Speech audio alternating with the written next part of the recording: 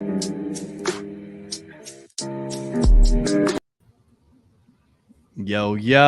the boys are back in the building. Lamb here checking in. My guy Mickey on the other end. What's good, bro?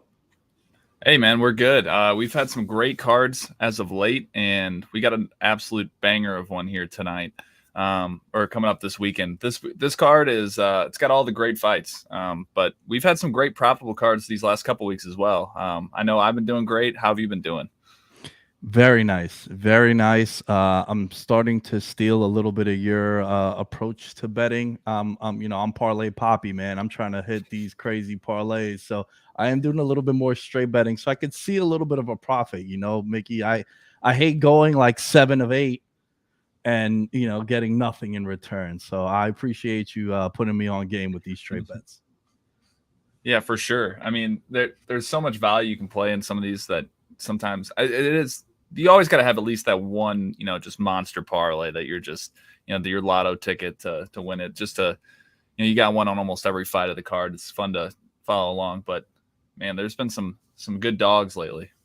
Yeah, the underdog has been howling, and this card in particular there's some dogs that I'm very intrigued by. And this, it's the biggest event for the UFC. For those of you that might be new to UFC, maybe this betting has inspired you to get into the UFC. This is a card to definitely tune into. A lot of underdogs, a lot of stacked fights. That's why we decided for this one, instead of picking the fights that we want to discuss. There's 12 cards. There's 12 fights on this card, Mickey. We're talking about 10 of them at least. So I'm ready to dive in if you are. Yes, sir. I'm ready when you are.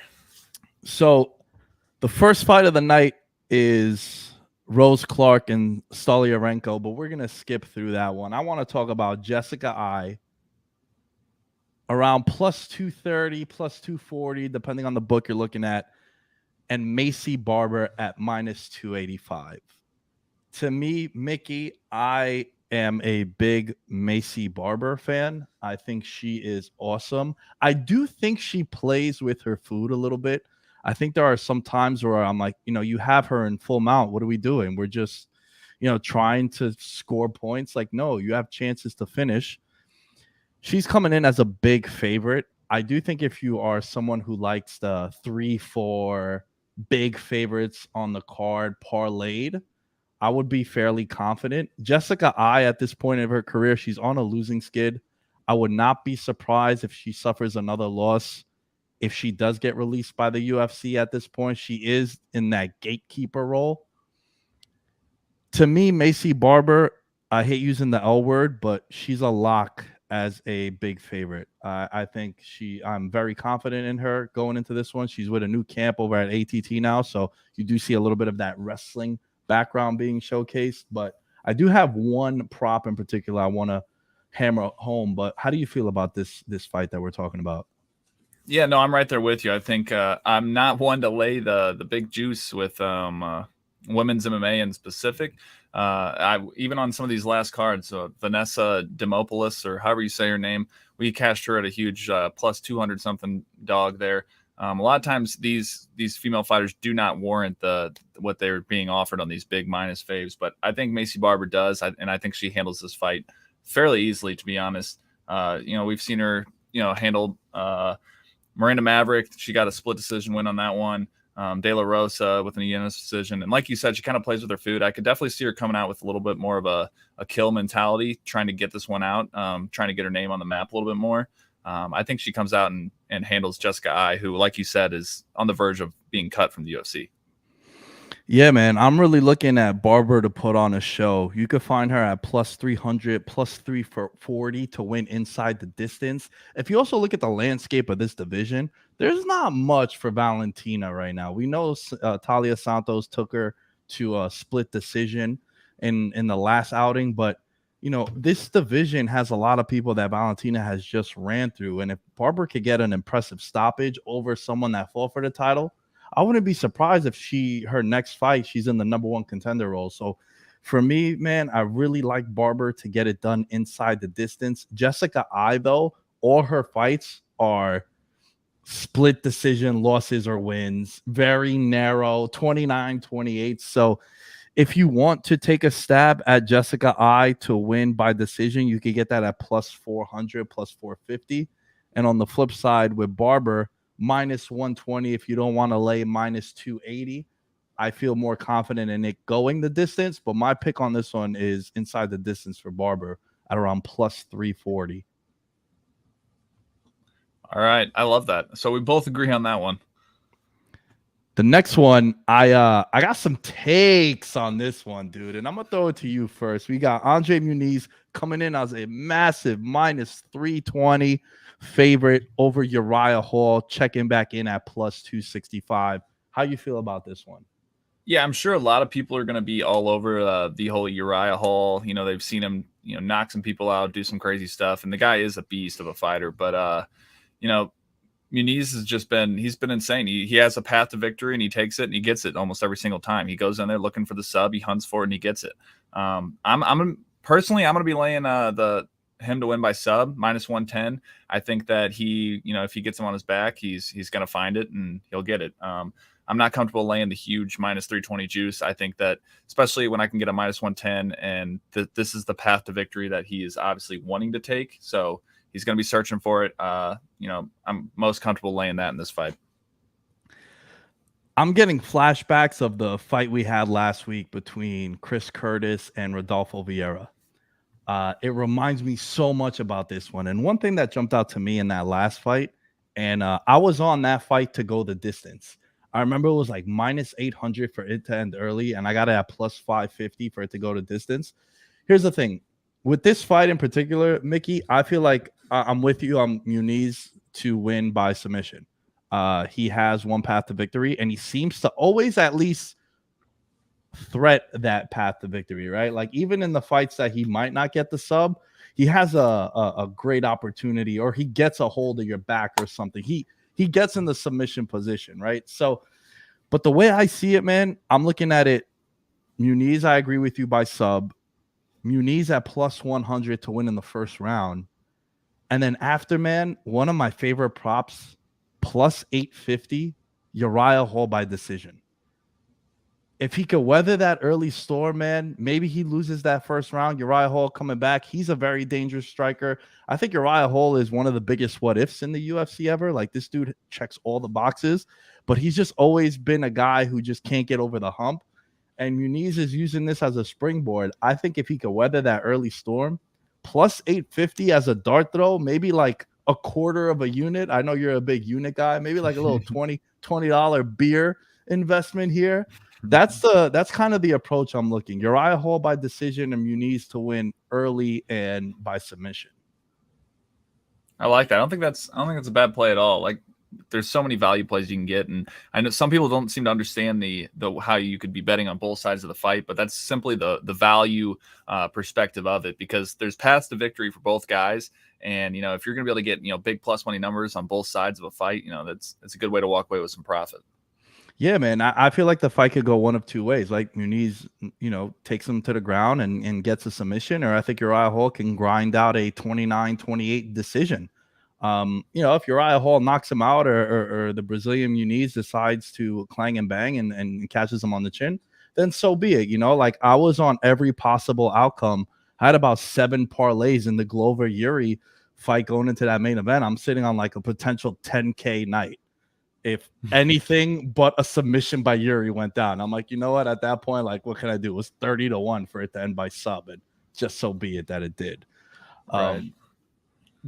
So that's what I like. We seem to agree on the Muniz side. All right, Brad Tavares versus Duplessis.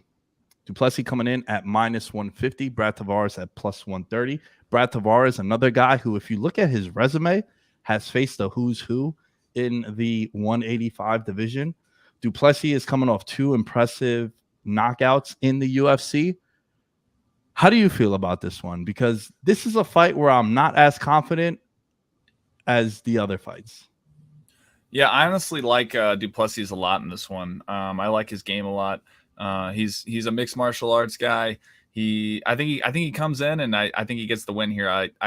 It's moved a lot. I liked it a lot more when he opened up in like the plus 100, minus 110 range, and now that's got up to minus 140, minus 150. So I locked it in at -140, but I still think there's value with him. I think he gets the job done in this one. What's your angle on this one? So for me, I feel like Tavares by decision would be my play because it seems like all of his victories are by decision.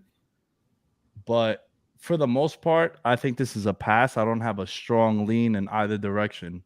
If I really had to make one, I think I would take a stab at Brad Tavares by decision. One thing that I do like about Duplessis is that he has 100% finish rate, which is something that I definitely like. So if you want to bet him inside the distance, I think that's a very good approach.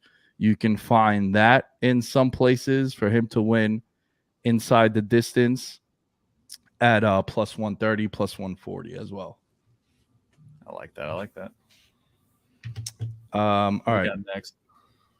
Next up, we got a battle of the OGs. Two guys who will be making their 38th and 40th fight in the UFC. And we got the Cowboy, Donald Cerrone, going up against Jim Miller. Cowboy got to just be excited that he will be fighting after so many issues over the last couple of weeks and fights being rescheduled, fights being canceled. I think this fight, my favorite bet for this fight is that it doesn't go to distance at -225.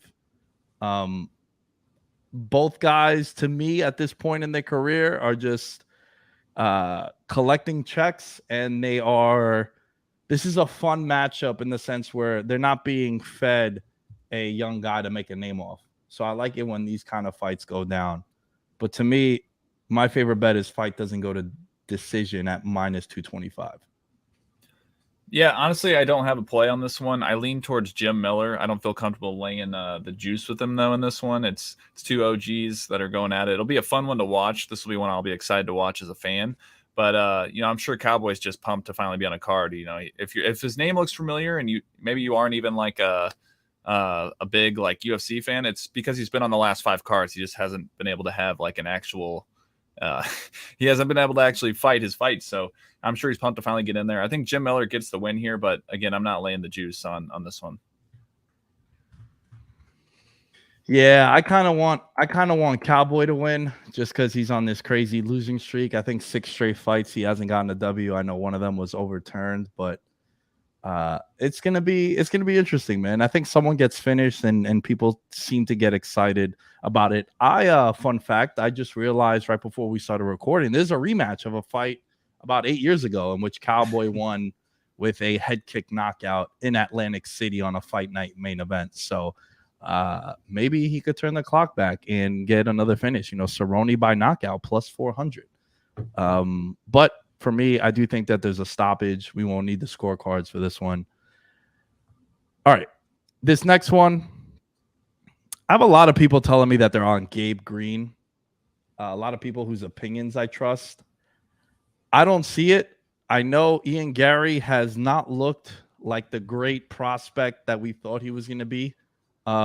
He does have a lot of momentum being another Irish guy coming in. We know how UFC fans clamor behind the Irish because of Conor McGregor. This fight, I think this fight is another statement for Iangary. I think Iangary goes in there and he gets a stoppage.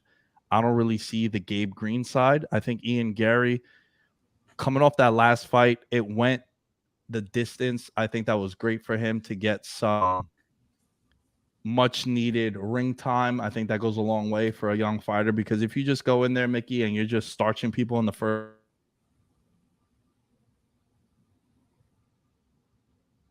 All right. Well, I think we lost Nick there.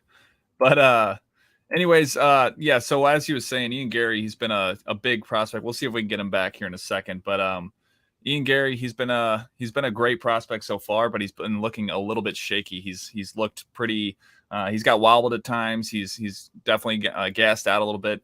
In my opinion, I think the best value bet on this one is going to be Iangary and Green to be inside the distance. Plus 100, you can get that at Caesars right now. I think it's a great line because, like I said before, Gary could get roughed up. He could get knocked, put out of there. But this is also a big statement stop for Gary. I think that he can come out and get a finish as well. So I think the safest play is for this fight to not go to decision at plus 100. That's my lean on it. Not sure exactly what Nick had on this one. Hopefully we can get him back in here, but that's where I think the best value play is on this one. So we're gonna move on to the next one here. We got coming up Jalen Turner versus Brad Riddle. This is another fight that I don't have anything specifically on. I do lean towards Turner on this one. I think that Turner's a decent value play here, simply because I think he's going to get the job done in this one.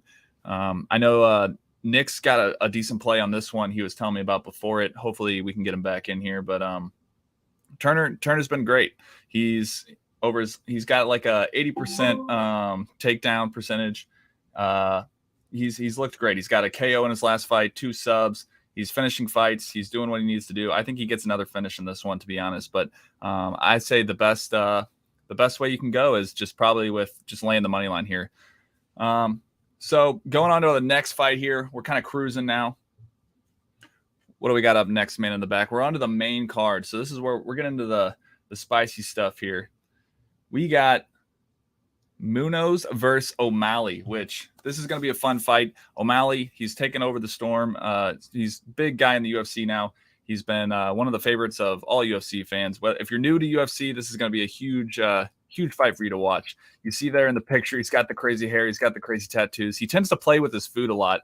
And this is one where I don't know if he can really afford to do that. I don't think he will, in my opinion. He's a heavy favorite, minus 295. You see on the screen below. I do think he gets the win in this. I think the best play, in my opinion, on this one is to use him as a parlay piece because I think he gets the win. But like I said, he has the tendency to play with his food some, do what he, and that can get him into trouble. I don't think he'll do it in this one again, but I'm not comfortable laying him straight. I think he 100% gets the win here, but I'm going to use him as a parlay piece. We talked about Missy Barber earlier in on the card, one of the first fights on this card. I think maybe pairing those two would be a great tandem there. But yeah, Sean O'Malley, he's electric. He's probably going to show us some stuff, especially on a big card like this. He loves to showboat for the crowd, so wouldn't be surprised to see some crazy stuff out of him in this fight. But I think he gets the win. So on to the next one here. We have coming up Lawler versus Barber, which this one I don't have an official play on, but as a value shot, I think Robbie Lawler could definitely do some crazy stuff. He's been in the UFC for over 20 years now. The guy's just insane. Barber as well as he's kind of been a dog as a lady. 17-8 over his career. Robbie Lawler 29-15. Barber coming off of his last couple fights, he's got a split decision, a unanimous decision, and then he lost on a majority decision. So he's kind of had a little bit of up and down over his last few fights. I think Robbie Lawler though he's got that vet mentality. He got a win on his last fight. He did drop around to Diaz. And Diaz is just about in the grave at this point. So I think that is a good, momentum step for him there, though. To be honest, I think your best bet is just to lay off this one. But if you had to take something and you want to get crazy, I think, Robbie Lawler by, inside the distance, not too crazy. He did just finish a Diaz. And, the saying in the UFC is, like the Diaz's are zombies. Is that Nick? We got him back? Yo, can you hear me? I can hear you, yeah. Dude, I had to grab my phone. I'm on non-Wi-Fi. That's how much you mean to me. And I got my laptop light right now above. I don't know what just happened in my crib. The power just went out. But I grabbed my phone quick and I improvised. So, yeah, where we at, man? Fill me in. What'd I miss? We are at Lawler and Barber, which we just kind of finished that one up. I know you didn't have too much on that one. We can dive into the next one if you want because this is a fight I don't have much on either. Yeah, I'm kind of in the same boat, man. I was hoping this wasn't a main card fight. I think this is where a lot of people might take a little breather, go get some concessions, hit the bathroom, go see a friend. But yeah, let's get to the next one. Sean Strickland and Pereira. This is one you had some on, didn't you? I'll let you lead this one off. Yeah, man. So this one is I think this one's one of the more fascinating fights on this card. From a storyline standpoint, I know we just saw Uriah to get 2 fights and then fight for the title. I think the same is going to happen with Pereira if he happens to win this. In a division where Adesanya has cleaned out everyone, if Izzy especially retains his title on Saturday, I think Pereira, if he wins this, which is not the side that I'm leaning on, I'm just giving a little background on the storyline for this. I think the wrong guy is, Strickland's favored now. Okay, last time I checked, he was not favored, so I'm glad that got corrected. I got Strickland early at plus 116.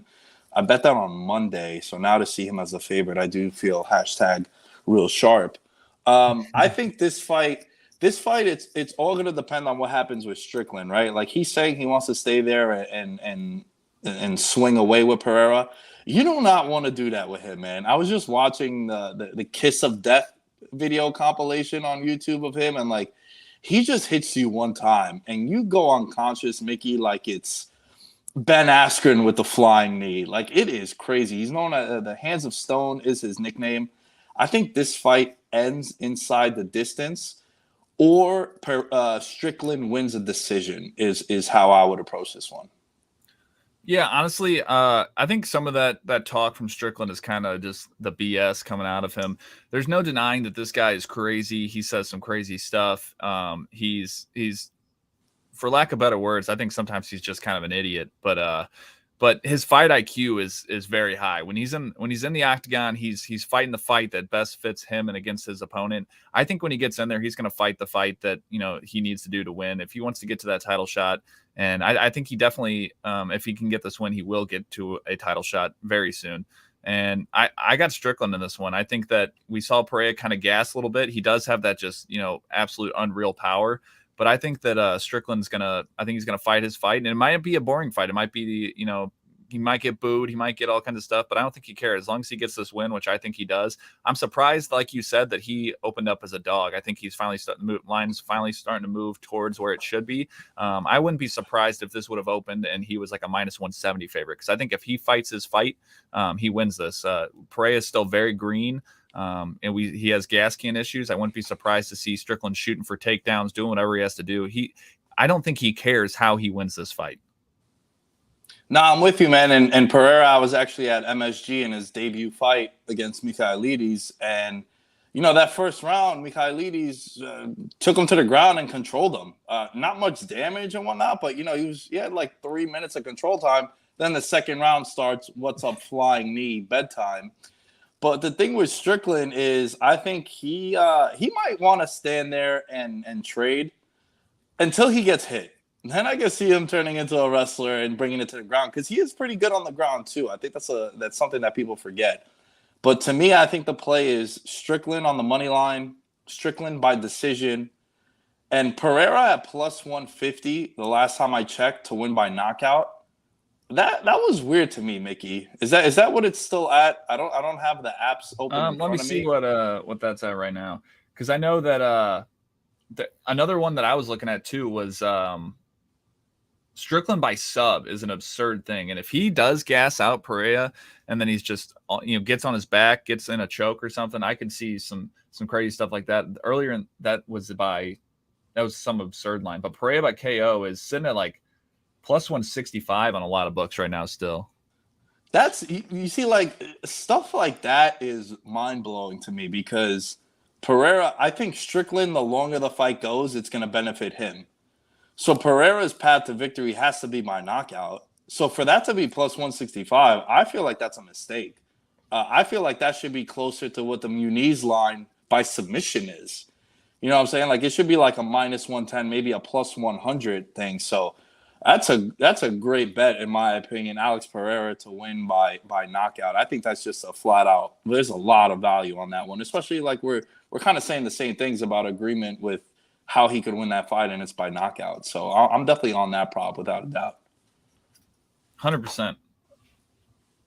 All right, what do we got? What do we got on the next one? We got another big one coming up here.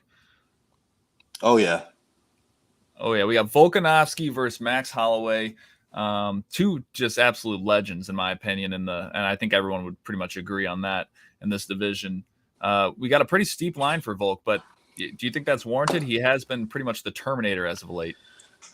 Yeah, I think it's fair. I was looking at what the line closed in their second outing, Mickey, and it's around the same thing, maybe like $10 in either direction. So nothing too drastic.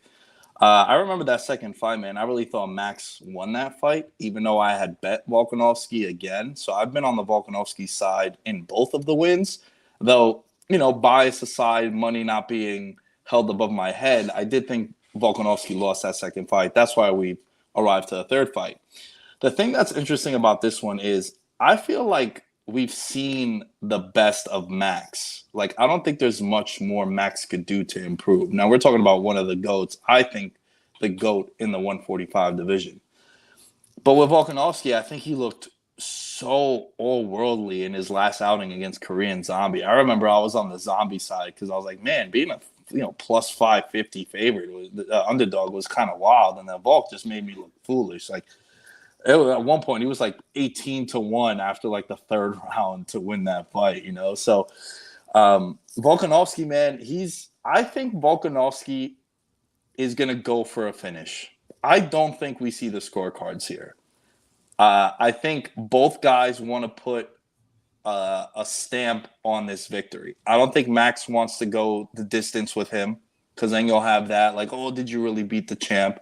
And then I think Volkanovski to go 3-0 with a stoppage, it ends that debate. We don't see a fourth fight between these guys. Yeah, for me personally, I think I'm going to be rocking with Holloway, just the value side of it. Like you said, a lot of people argued he won that last fight. Volkanovski, though, he's definitely robbed my bank a little bit here on his last couple fights, just because I don't know if they're going to keep hanging lines that I think that there's at least some value in. I laid off the Korean Zombie fight last time just because I did think he was, it was a huge, just absolutely wide line, but I still just didn't think that. I thought Volk was going to win that fight pretty handily, and he did. But whenever he fought Ortega, he stole my money there too. I had him by sub.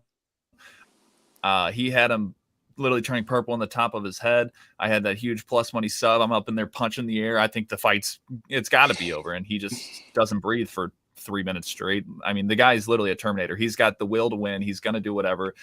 These two guys are both warriors. The only thing that scares me about Holloway is that, I mean, he's been in some wars, man.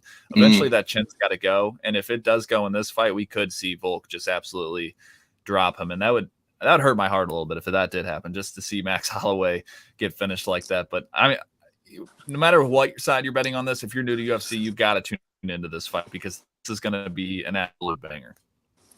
Yeah, I think Max by points was somewhere in the plus 300, which I found very interesting because I don't think Volkanovski gets stopped. So I think this fight is very similar to what I said about like Uriah Hall in a way, what I said about Strickland. I love the Max side by decision. If I'm going to play the Max side, I do agree with you that there's some great value on Max on the money line. But there's something in I feel like Volk is going to really hunt to end this fight early, more so than the other fights. And I'm leaning towards Volk inside the distance or Max to win it via a decision. I think Volkanovski retains his title and he goes 3-0 against Max. All right. Well, we got one fight left here. Let's see. What do we got here to close this out? It's the big dog here. Adesanya versus Cannonier. Very steep line. Is there any angles that you're looking at for this one that you think there's a little more value in? I remember when Costa and Adesanya fought. This reminds me of that again. I think Adesanya in the first or second round is going to do the Mayweather approach, where he's going to stay out of the pocket. He's going to be moving his feet. He'll be leg checking. He'll be using the distance. He is massive, dude. Like, I watched the stare down, and every time Adesanya fights, I forget that he's like 6'4", 6'5", and he just towers over all of them. Cannonier, I think, has the same reach as him, so he doesn't really have the reach advantage, but he does have the leg reach advantage, which is just as important as the arm reach advantage. Adesanya being now minus 475 I think it's justified, man. I think Izzy either cruises to a decision if he doesn't want to get in harm's way. Remember, one thing about Adesanya, man, and it sucks because he's my favorite fighter in the UFC, dude. But it all depends on what the opponent wants to do with him. If the opponent wants to just hit him with one shot to put him away, he's going to keep him at bay and just score rounds. If the guy wants to exchange with him, he'll exchange with them too. Like the Gastelum fight is an unbelievable fight, one of my favorite fights ever. And then you got the Romero fight, which I was in attendance for, and you're like, wow, how the hell was that fighter also? I think Izzy puts him away in the third round by knockout. You could get that at plus 170. I would be shocked, absolutely shocked, if Cannonier wins this fight. I don't see it happening whatsoever, even by knockout. I don't see it because the whole these narratives that get thrown around, Mickey, of yeah, you know, he has a puncher's chance, one shot. It's like, yeah, well, you know who knows that? Adesanya. And Adesanya is not going to go into those fights expecting to go in there and trade like that. He's not going to put himself in harm's way. So to me, I like Adesanya to win in the third round by knockout, plus 170 to win by knockout. That's how I'm approaching this main event, to get some value, because you know me, man, I'm not laying minus 475. Right. All right. So I'm right there with you, man. I think that I'm going to be going with Adesanya by TKO or knockout, you know, plus 170. I think that I think that's his path to victory. I think that's what happens. I'm right there with you on this fight. I think that he kind of stays on the outside at the beginning and then he gets the finish later. And I'm right there with you in the same way as I don't think Cannonier can win this fight. I think it's going to take, you know, one of those lucky haymakers. Then I just don't think Adesanya is going to give it to him. That's the thing, man. Like, it's going to take that lucky shot, and I don't think Adesanya puts himself in that position to allow you to get that lucky shot. So to me, I think it's going to be, hopefully Adesanya could get a knockout on such a big stage like this, headlining fight week. It's the biggest event the UFC puts together. Agreed. All right, so let's close this out with some best bets. What are your top 3 picks that you want to share with them? If someone's like, you know, maybe they're new, what's your 3 best bets to tail on this card? So unfortunately, because of my technical difficulties, I didn't really get to mention much about the O'Malley fight, but everyone is hammering O'Malley by knockout. Pedro Munhoz hasn't been finished. I kind of like O'Malley to win on points. You could get that at plus 160. That's a bet that I really, really like. I like Adesanya. I think my favorite bet is Adesanya by knockout. And then I also like Missy Barber, man. There's something about that line, plus 340 to win inside the distance. I think Jessica Ai she's a shot fighter at this point. She's on this losing streak. Missy Barber with an impressive performance, like I mentioned before, I think it catapults her way into a number 1 contender fight if she could get a stoppage. All right. I like it. I'm going to be rocking with Adesanya by TKO plus 170. Sean Strickland money line. Hop on that one as soon as you see this, because that line seems to only be moving more and more towards him. And we're going to close it out with a little short parlay of Missy Barber money line and Sean O'Malley money line. And that's what I like it. Use to close that out. I like it, man. All right, so appreciate you guys tuning in. A little bit of technical difficulties this week, but that's no problem. We got those winners out to you guys.